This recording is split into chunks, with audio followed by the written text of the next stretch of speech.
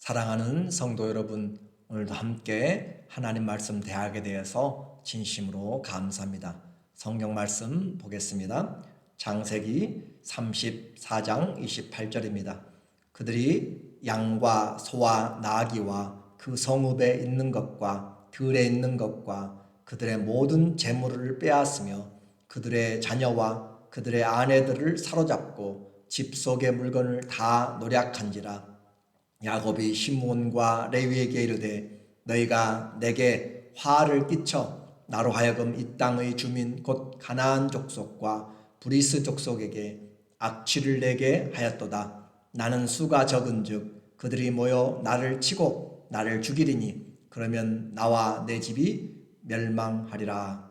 아멘. 오늘 말씀의 제목은 신앙의 위기입니다. 야곱 인생에 여러 번 위기가 있었습니다. 그렇지만 하나님께서 강권적인 도우심으로 에서와 화해를 하게 하고 은혜가 왕 노릇하는 그런 간증의 경험을 분열해서 했습니다. 야곱은 20년 전 베델에서 만난 하나님과의 약속을 뒤로 한 채 이 세겜에서 자기 나름의 신앙생활을 하면서 가나안에 정착생활을 하고 있습니다. 동물들을 위한 우릿간을 짓고 또 그 지역의 땅을 사면서 예배의 단을 쌓고 안정된 모습을 가지고 살아가고 있습니다. 33장 18절에 야곱이 밧단 아람에서부터 하란이에요. 평안히 가나안 땅 세겜 성읍에 이르러 그 성읍 앞에 장막을 치고 그가 장막을 친 밭을 세겜의 아버지 하몰의 아들의 손에서 백 크시타에 샀으며 거기에 제단을 쌓고 그 이름을 엘렐로헤 이스라엘이라 불렀더라. 이제 야곱이 그곳에서 정착 생활을 하고 있습니다. 그러나 야곱의 계획과는 다르게 이곳에 뜻하지 않은 사건을 통하여서 가정의 위기가 찾아왔습니다. 겉으로 보기에는 너무 안정되고 좋았어요. 장막을 치고 돈으로 그 땅을 사고 또 뿐만 아니라 영적으로도 제단을 쌓고 엘렐로헤 이스라엘, 하나님 곧 이스라엘의 하나님이라는 그런 의미로 이름까지 지어가면서 살았는데 이것은 하나님과의 약속을 뒤로 하고 지금 지나가야 될 그 세겜 땅을 그는 정착지로 삼고 있기 때문에 문제가 생긴 겁니다. 어떤 문제가 생겼는가? 34장 1절과 2절에 레아가 야곱에게 낳은 딸 디나가 그 땅의 딸들을 보러 나갔더니 히위 족속 중 하몰의 아들 그 땅의 추장 세겜이 그를 보고 끌어들여 강간하여 욕되게 하고, 이 야곱의 딸 디나가 세상 사람들 그 땅의 여자들을 보러 갔다가 지금 욕보임을 당한 것입니다. 야곱이 잘못된 장소에 있었고 또 여기 디나가 그 땅의 딸들을 보러 갔다라고 했는데 자기가 보러 간 것뿐만 아니라 자기를 보여주러 갔어요. 그런 의미가 있습니다. 그래서 잘못된 장소에 있을 때 가정의 위기가 찾아왔습니다. 생각지 못한 그런 가정의 위기입니다. 사랑하는 이 딸의 수치스러운 일은 이 야곱의 가정에 풍파가 이르게 되었습니다. 야곱은 가장이었지만 이 문제를 해결에 대해서 뒤로 물러나 있고 아들들에게 이 사건을 맡깁니다. 아직 하나님에 대한 분명한 믿음과 간증이 없고 지혜가 없는 그들에게 지금 이 모든 일들을 맡기고 세겜과 하몰이 찾아와서 결혼하자고 그렇게 이야기하고 모든 요구하는 것들을 준다라고 했을 때 그들은 할례를 조건으로 해서 허락합니다. 그러나 그것도 속이는 것이었어요. 13절에 야곱의 아들들이 세겜과 그의 아버지 하몰에게 속여 대답하였으니 이는 세겜이 그 누이 디나를 더럽혔음이라. 야곱의 아들들이 그들에게 말하되 우리는 그리하지 못하겠노라. 할례 받지 아니한 사람에게 우리 누이를 줄 수 없노니 이는 우리의 수치가 됨이라. 그러므로 너희가 우리와 함께 통혼하고 또 함께 살기를 원하거든, 교역하고 살기를 원하거든 우리와 같이 할례를 받으라라고 그렇게 요구를 하는 거예요. 그렇게 해서 이것은 그들이 속였다라고 그렇게 이야기합니다. 문제는 항상 있어요. 그렇지만 그 문제를 누가 해결하느냐라고 하는 것은 참 중요한 일입니다. 야곱은 이 전체 야곱 가정의 가장이었음에도 불구하고 지금 이 중대한 딸의 이 수치스러운 일들과 또 이 결혼의 문제와 또 세겜 족속들과 함께 통혼하고 또 교역하는 이 일에 대해서 아무런 의견이 없습니다. 성도의 간증은 우리의 믿음을 확실하게 해주는 방면이 있지만, 그러나 성숙으로 나아가기 위해서는 지속적인 하나님과의 교제가 필요합니다. 선줄로 생각하거든 넘어질까 조심하라. 어제 믿음으로 이겼다고 또 승리했다고 오늘 또 그냥 승리가 얻어지는 것은 아닙니다. 마치 우리가 어제의 양식으로 오늘을 또 내일을 살아갈 수 없는 것처럼 우리에게 오늘의 양식은 오늘 우리에게 필요하고 더 그래서 건강하게 살아갈 수가 있는 것이에요. 영적으로 건강하기 위해서, 시험을 이겨내기 위해서는 주님이 새벽 미명에 일어나 아버지께 기도하였던 것처럼 우리도 하나님과의 관계가 매일 아침마다 새로운 은혜, 매일 순간마다 일마다 때마다 도우시는 성령 안에서의 무시로 교제함이 필요합니다. 야곱의 영적인 안일함과 무책임함이 믿는 자로서 신용과 덕을 세우는데 실패하였습니다. 그래서 잘못된 복수가 일어나게 되는 그런 위기가 찾아오게 되었습니다. 세겜의 남자들이 할례를 받고 모두가 다 고통스러워할 그 3일째 이 야곱의 아들 중에 시므온과 레위는 그들을 갑자기 급습하여서 그들을 다 죽이는 일을 합니다. 25절에 제3일에 아직 그들이 아파할 때 야곱의 두 아들 디나의 오라버니 시므온과 레위가 각기 칼을 가지고 가서 몰래 그 성읍을 기습하여 그 모든 남자를 죽이고, 정말 생각하지 못했던 그들과 약속하고 할례까지 받은 그들을 지금 부지중에 알지 못하게 속였고 또 칼을 가지고 와서 다 죽이는 일입니다. 잔인한 살인자들로 되어 있습니다. 그리고 다른 아들들은 재산을 약탈하기에 급급했습니다. 27절에 야곱의 여러 아들이 그 시체 있는 성으로 가서 노략하였으니 이는 그들이 그들의 누이를 더럽힌 까닭이라.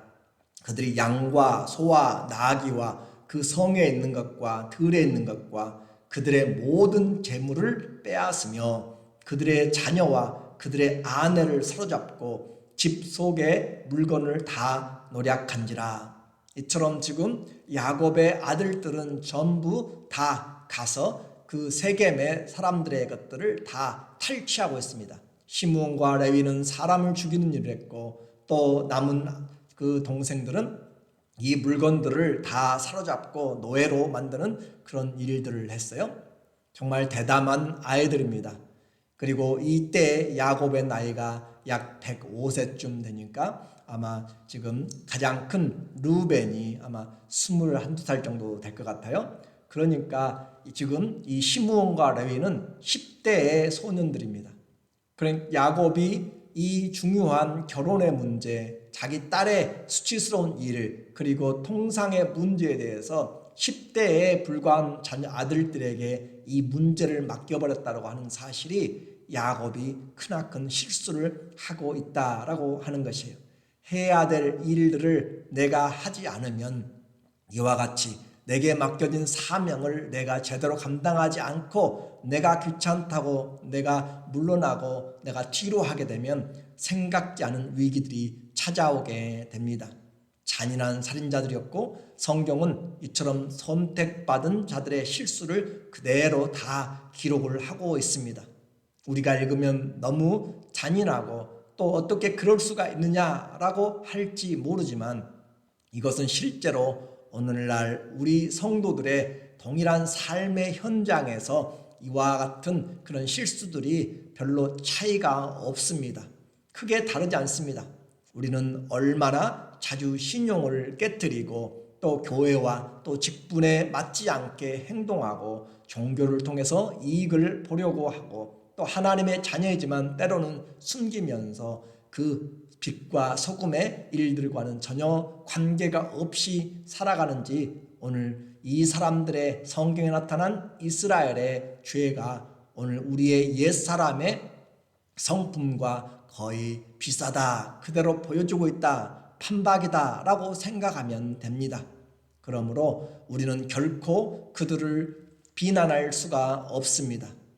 그러므로 우리에게 예수님이 필요하고 우리의 의로는 아무것도 내세울 수가 없어서 우리의 의조차 더러운 옷과 같다라고 그렇게 하는 것이에요.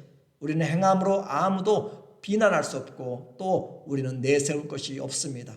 야곱 가정에 위기가 왔고 야곱도 느끼게 되었습니다. 30절에 야곱이 시몬과 레위에게 이르되 너희가 내게 화를 끼쳐 나로 하여금 이 땅 주민 곧 가나안 족속과 브리스 족속에게 악취를 내게 하였도다. 나는 수가 적은즉 그들이 모여 나를 치고 나를 죽이리니 그러면 나와 내 집이 멸망하리라.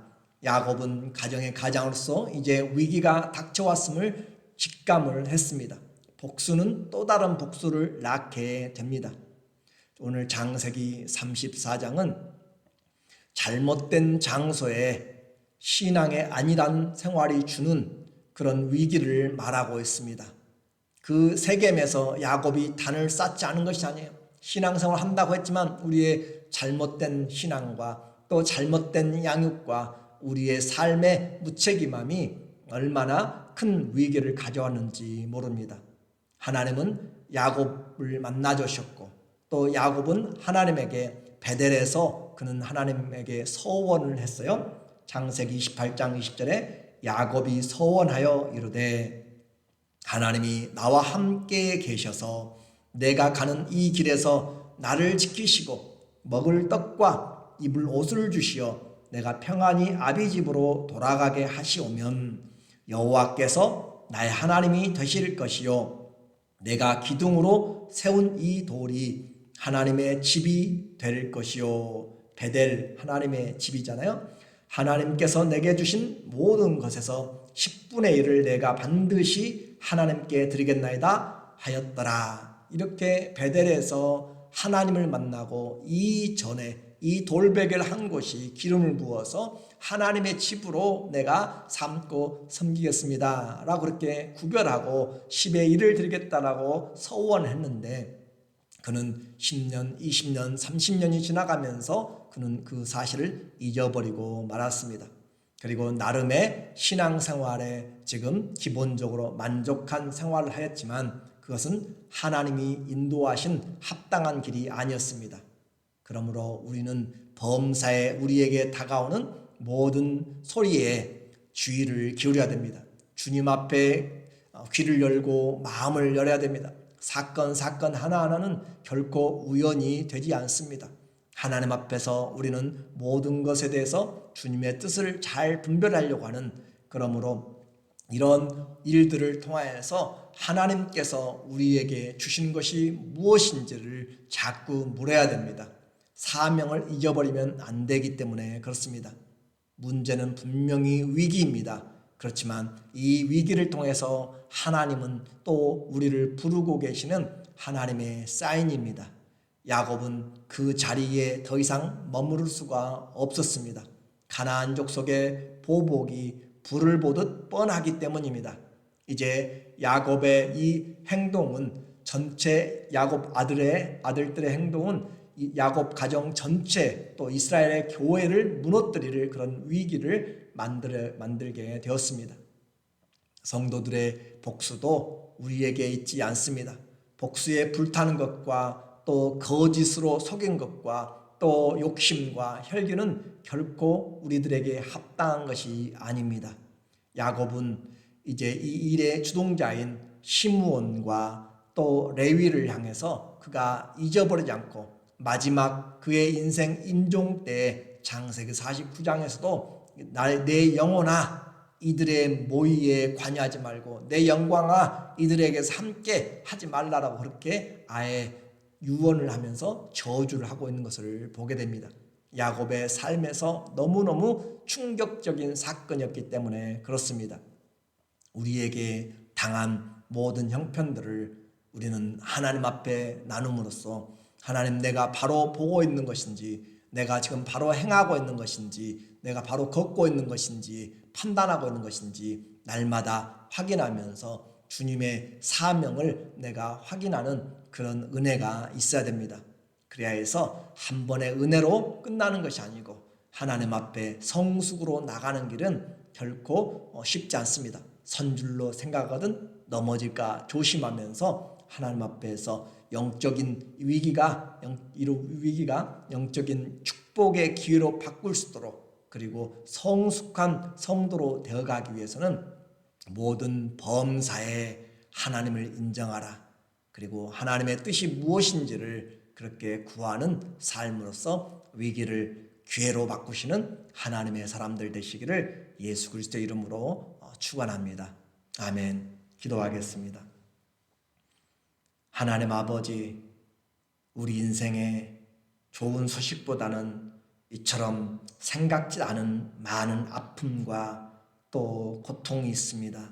나쁜 소식들 가운데서도 우리 하나님이 사랑한 자들을 향하여서 합력하여 선을 이루신다는 것을 믿음으로 우리에게 사명을 잘 감당하고 있는지 달려갈 길을 잘 가고 있는지 싸워야 될 선한 싸움을 잘 싸우고 있는지 믿음을 지키고 있는지 확인해 보도록 주님 도와주시옵소서. 안주하는 신앙이 아니라 주님이 우리에게 맡기신 일을 위하여서 오늘도 기도하며 다시 일어나며 오늘 날마다 부어주시는 새롭게 하신 은혜로 살아갈 수 있도록 주께서 영적인 은혜와 지혜와 능력을 베풀어 주시옵소서.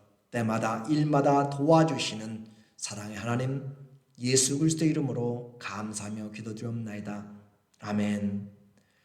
내일은 주일입니다. 오늘 잘 하나님 앞에 삶을 준비하시고 강건한 모습으로 주일에 또 뵙겠습니다. 평안하고 복된 하루 되시기를 간절히 기대합니다. 감사합니다.